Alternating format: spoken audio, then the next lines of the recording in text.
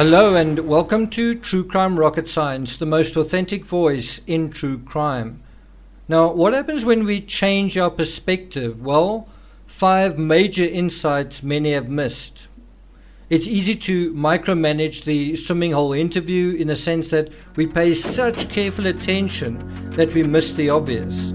Some people have, but thankfully not all of you. One of the best moments is when Chris McDonough snookered Candus by saying how much her heart, asking her, how much does your heart believe one thing or another? When she answered 50-50, he asked her to explain the reasons why Summer might not have been abducted, and Candus balked. She couldn't, or perhaps she wouldn't. Before we get to those 5 major insights, if you haven't subscribed to the channel, please do. Like, share, leave a comment, and let's get started. So the first one is that we see Candus in the swimming hole interview. We see Candus, except it's Candus only sober. It's actually a different version to Candus. It's a different version to the Candus we've seen before this point. For her meeting with the veteran detective, Candus sure made an effort to put her best foot forward, didn't she? To get a real idea of just how different Candus is here, close your eyes and listen to her slurring and mumbling, barely incoherently, through the Sermon on the Mount, and then listen to this one. Notice the difference. Notice how articulate she is here compared to there. So what has clearly happened is Candus has sobered up. But Candus sober is a different Candus to the breaking her silence Candus, right? So in other words, there is a different Candus. And this particular interview showed that, exposed that, revealed that. And isn't it also a different Candus to the Candus of June 15th? If Candus has cleaned up her act, she's also apparently arrived in a car that is shiny clean. So are her shirt and shorts. Her shirt isn't only white and clean, it's ironed and the colors bright and clear. Many of you felt Candus was judged harshly in the Sermon on the Mount, ought to take notice that Candus herself has tried to get her act together, knowing she'll be judged on her appearance and her words. Well, didn't it work? That brings us to number 2. If she were here, she'd tell you that. So that's something that Candus has reiterated, and it's a kind of an echo from the previous episode, but I'm taking it a little bit further now. It's not the details so much as what are the implications of all of those details, integrated, taken together. Well, the answer is that that Grandma is either Candus's strongest alibi, or she's an accessory. She's the one or the other, because Grandma is at the center of everything that's happening that we need to know about. Also, Grandma either drank the twisted tea or Macbeth did, and Candus is counting on Grandma not telling anyone if he did. Summer was either asleep when Candus said she was, or she wasn't. Of course, Grandma was there. Grandma took the video. Once again, Grandma will probably support Candus's story in that respect as well, given where we are now. I mean, if it's not true, and Grandma hasn't said anything 42 days later, is she ever going to say anything different? I mean, she doesn't want to lose another daughter. And what about planting flowers? The last thing Summer did before she disappeared. Grandma was there too. And somehow I think that's true in a sort of a symbolic sense. I think that Grandma was there when Summer disappeared.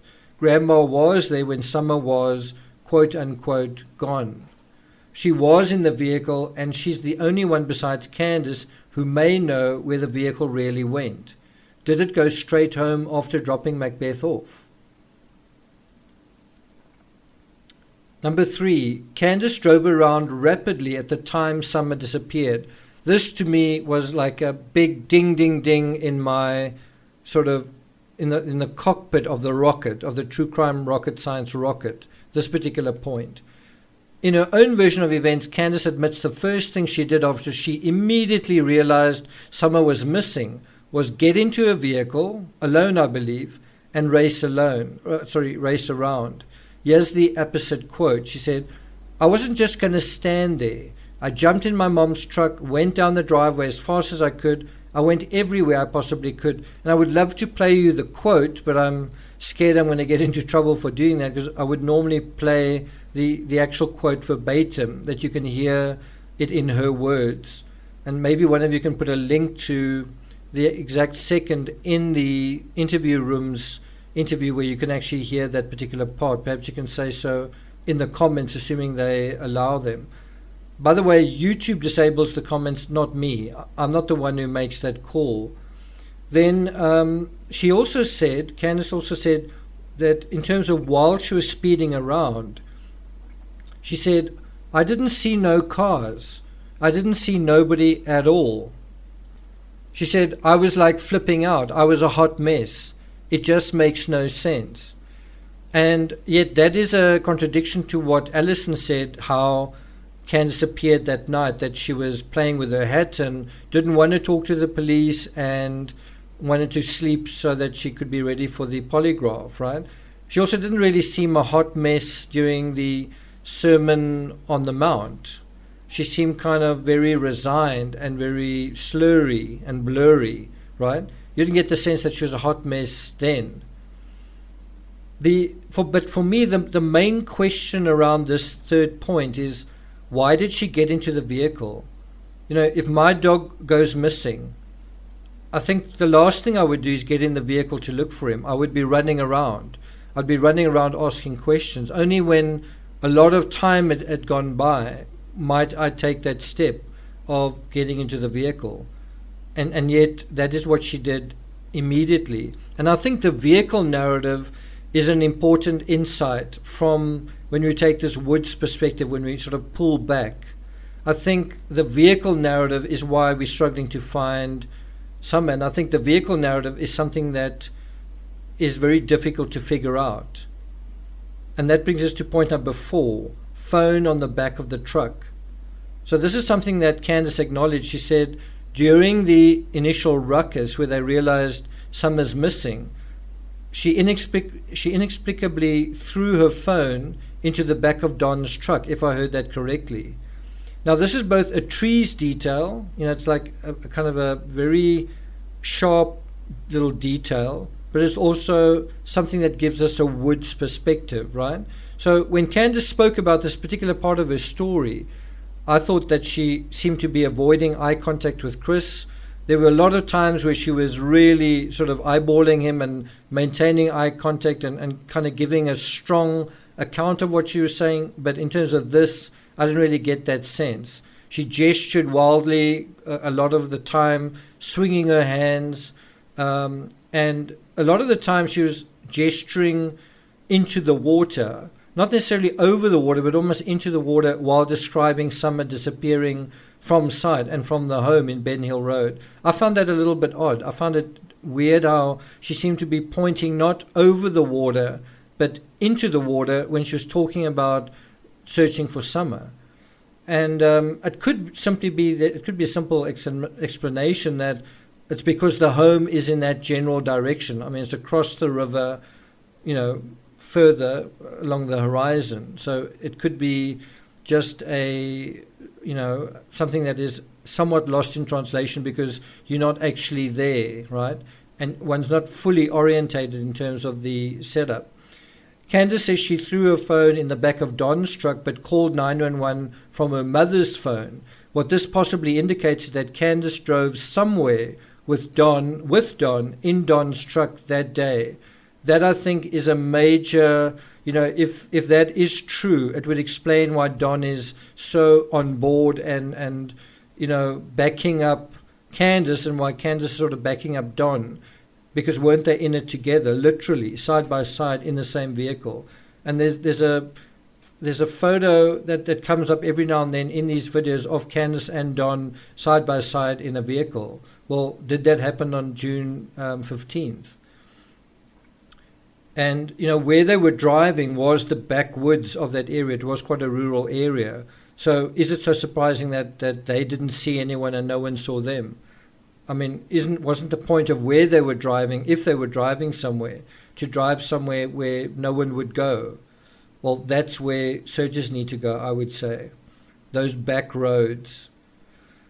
Candus possibly knows that the pings from her phone might correspond to pings from Don's phone, and that is why she's saying, I wasn't in the truck, I just threw my phone in the truck. Well, who would do that? The 911 call from Grandma's phone may also indicate that Grandma was along for the ride. It's also possible there was a relay between two vehicles at one point. Who knows, maybe Candus was driving one, maybe Grandma was driving one, and maybe Don or Candus was driving the other. That's a detail further complicating the search, and a suggestion I made since the beginning, that if you've got a vehicle relay, well, then it's going to be very, very difficult to solve this. It's what happened in the store case, and it confounded the search for Gannon, at least initially. That brings us to point number 5, did laundry. Summer helped with the laundry, according to Candus. Candus says they did laundry during the long interval between arriving home and Summer vanishing. Candus says the boys have a lot of clothing. I think she mentioned trousers, suggesting it was a large load or that it took a long time. I do think it's interesting that Summer is part of this final process of washing up, also given admission they were digging and planting, digging in the dirt and planting flowers, supposedly. It's quite possible Candus did do laundry, particularly if there were certain body stains and secretions that needed to be disposed of. I'm talking about on clothing, pillowcases, or whatever. I'm sorry to say this, but this admission also made me wonder whether Summer could have been injured in a fairly serious way. Is that what the tracksuit was covering over? Had she injured her chest or her neck or something like that?